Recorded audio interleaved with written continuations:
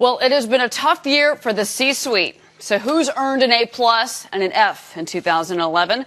Todd Thomas is a professor at the Davis Graduate School of Management, and he's here with his rankings of this year's best and worst CEOs. You got to start with the worst, Todd. I guess misplacing $1 billion quickly gets you to the top of the list, right?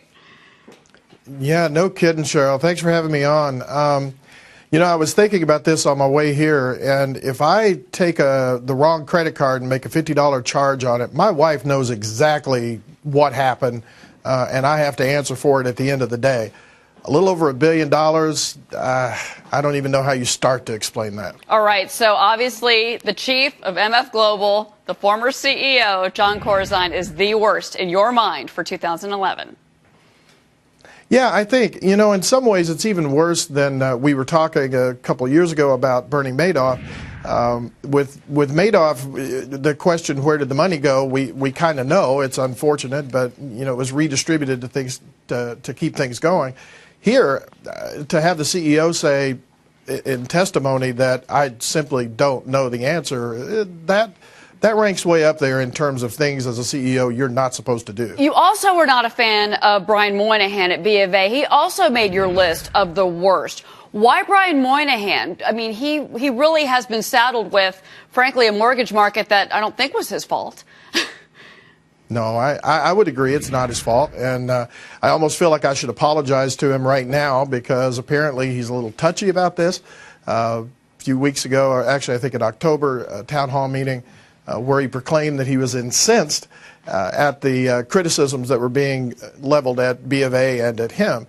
And, I teach leadership, and that's the area I study. And I'm sorry, I mean, I get that it makes you upset, but there's a certain amount of accountability we expect from our CEOs. And I think Moynihan would be better served to listen to what's being said, to not get so wrapped up in trying to be defensive about it, but rather, do something about it and make things more transparent, reach out to the customers and understand what they're looking for. Okay, so tell me what you think other CEOs that made the worst list could do better. In particular, someone our viewers know very well, you don't like Reed Hastings at Netflix. You say he really screwed up this year.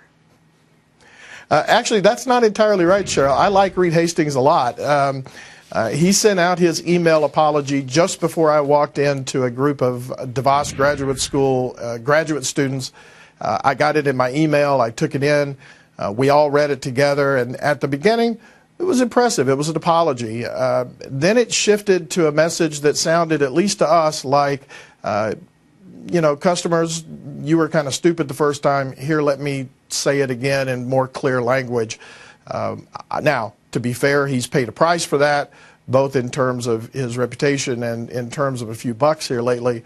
But yeah, CEOs, I mean, if you make an apology, make the apology and move on. Okay, well, there are a lot of good CEOs. I don't want this to be a completely negative segment. So there are a lot of good leaders out there that have done some good things in American companies. And your top choice for 2011, Jeff Bezos, the CEO of Amazon. Why has Jeff Bezos done such a good job, in your opinion?